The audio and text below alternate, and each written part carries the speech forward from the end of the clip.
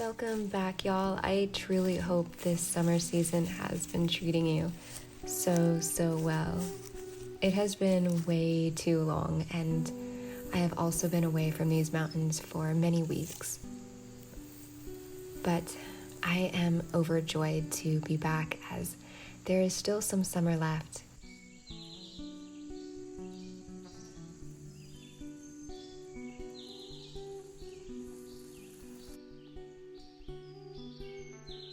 Even though the temperatures are starting to cool down and most of the floral blooms have ended, I am still trying to be present for this season's remainder. We have about 1 month left, even though the wind whispers hints of fall's emergence.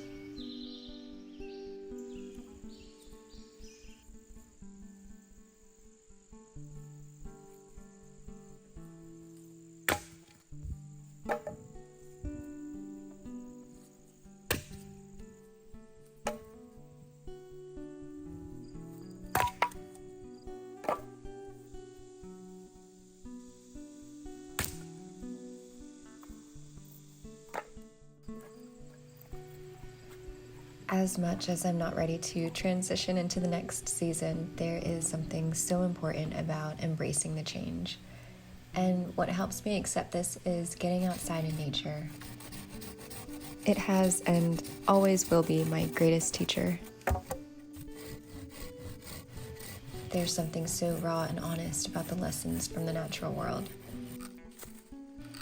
The days are not as long as they once were, the leaves are not as deep green, and the daily mountain rains are slowing down. We're entering a time where we must learn to reflect on what experiences we've undergone and then flow with the physical world around us. Holding on too tight to the past won't bring transformation, and time won't allow us to anyways.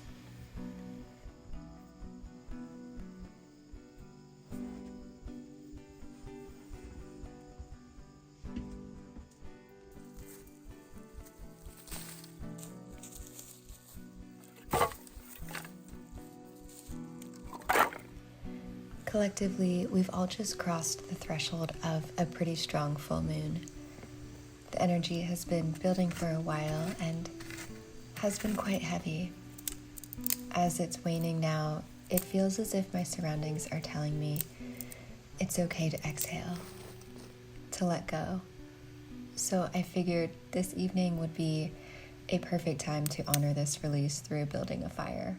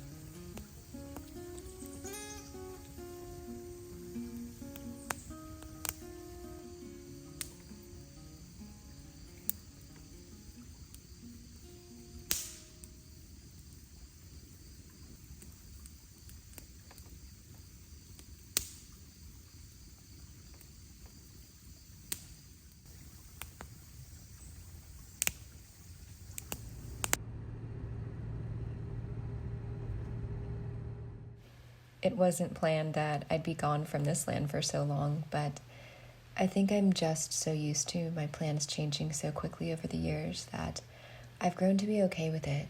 It still feels like a warm hug returning back.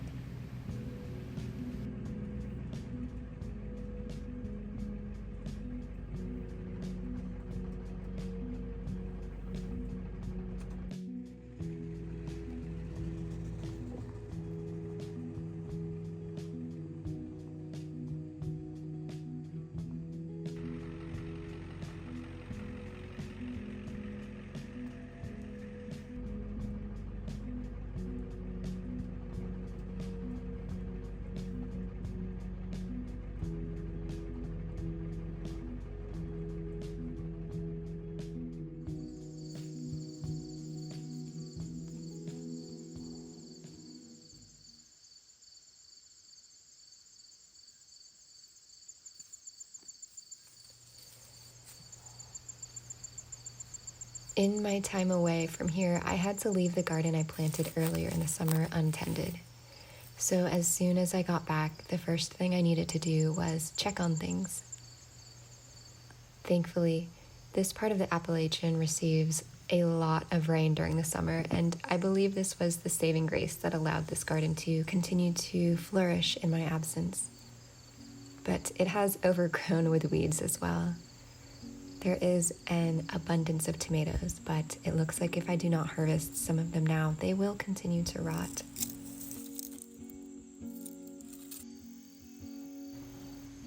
The fairy tale eggplants have been doing nicely, and all of the peppers as well.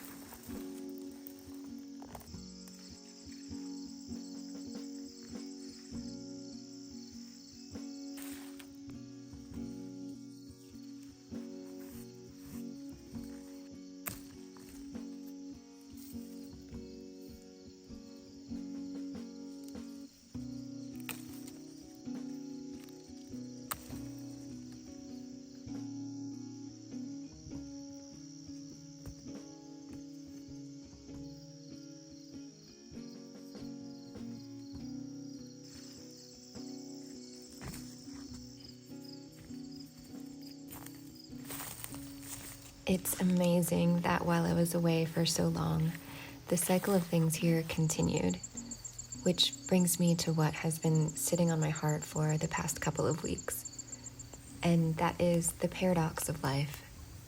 Moving forward through the pendulum swings, through chapters' ends to new beginnings, is a challenge, but forever part of our journey. I initially had to leave these mountains to visit family in the Low Country for the baby shower of my nephew, so I packed up the van, brought my 3 animals, and hit the road to head home.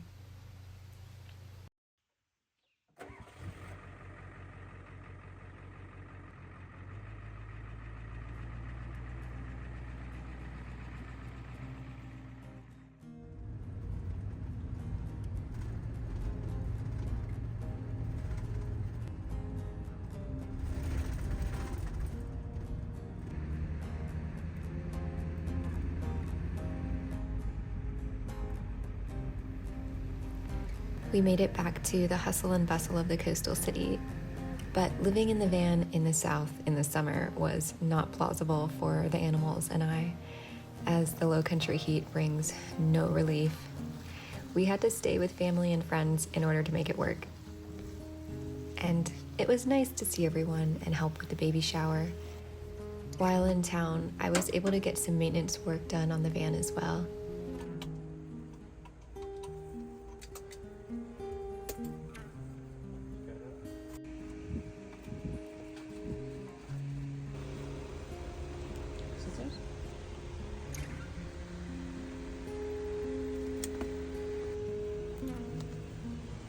Life completely turns upside down anytime I have to do van maintenance, so I always give myself at least a week to prepare and understand that things will come back together in the end.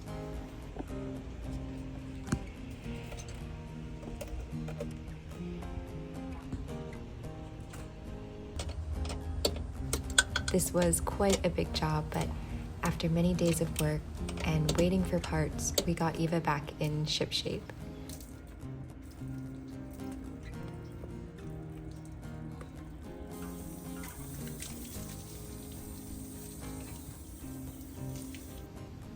Shortly after this, the new baby was born, and it was such a joyous time. After this, I was planning on getting back with the animals to cooler temperatures in the mountains, but then a powerful hurricane disrupted our travel plans, so I hunkered down.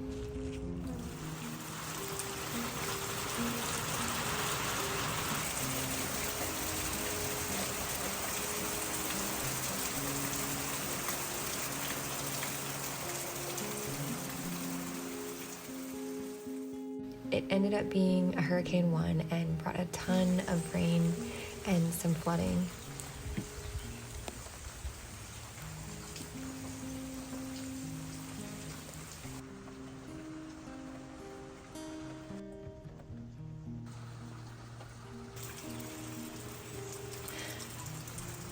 Not too long after all of this, another family member passed away.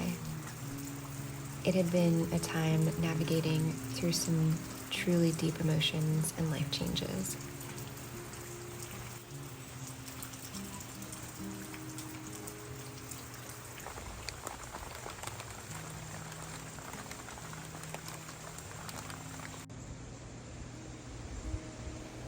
All the while, though, life had to continue, and my care for Chi, Chester, as well as our foster dog Max also went on.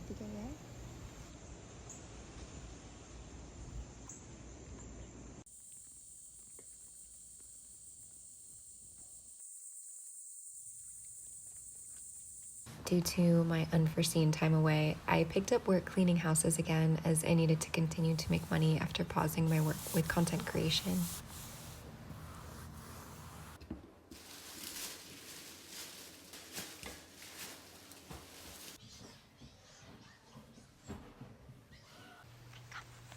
As much as it pained me to separate, I did end up finding Max a forever home here in the city.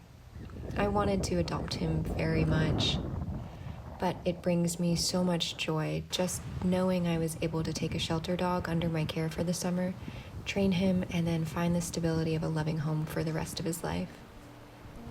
I do have to say the kitties are quite happy they get my full attention again. Perhaps one day when life is more stable, I'll have the capacity and be able to care for more animals. I'm so grateful to have spent these couple months surrounded with family during such an intense time, but it was important for me to leave the coast and get back to the mountains. I realize I've been going through a lot, and so I'm actually quite comforted to find this time to create another video through my reflections. In my last couple videos, I took a more silent approach with my vlogs in hopes that I could quiet my mind, reconnect with my inner guidance, and find some clarity in my ever-changing journey. It's so important to take time for stillness and honor the space between sentences or the pauses between chapters. But I do have an affinity to connecting on a deeper level. When in my comfort zone, I can talk for hours, but I think perhaps I will aim for every other video to be a silent vlog in order to find balance between my mind and my heart. I find it quite enjoyable creating these silent vlogs, as it's almost like an active meditation where I can focus more on visuals and sounds in a more cinematic way and present something that really showcases the simpler things. I've really enjoyed evolving through my work here on YouTube. And recently I've taken a scary jump by leaning more into it, considering it less of a hobby and more of my work. So I just made myself a cup of hot chocolate to go with this fire, because something about having a fire in the summertime, especially when the temperatures start cooling down in the evening, is so comforting. And it reminds me of roasting marshmallows, making s'mores, camping with the family, and a time that went by so much slower when I was a kid. Summers felt like years compared to the seasons now. And I think it's a matter of trying to get back into that mindset of feeling so grateful and amazed at life's changing courses. Something that has been on my mind is I've been considering starting a Patreon in order to continue creating on this channel uninterrupted. But I'm a little nervous about it, as it feels like I'm going out on a limb. And honestly, I've just been so grateful to connect with my community here and all the like-minded souls that enjoy the content that I create.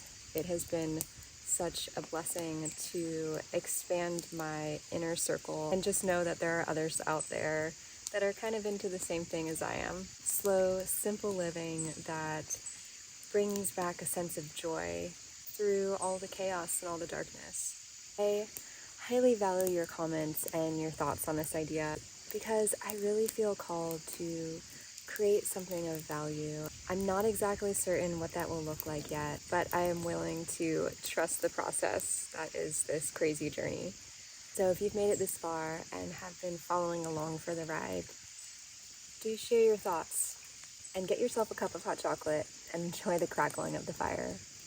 Thank you again for catching up with me, and I truly hope you take so much care.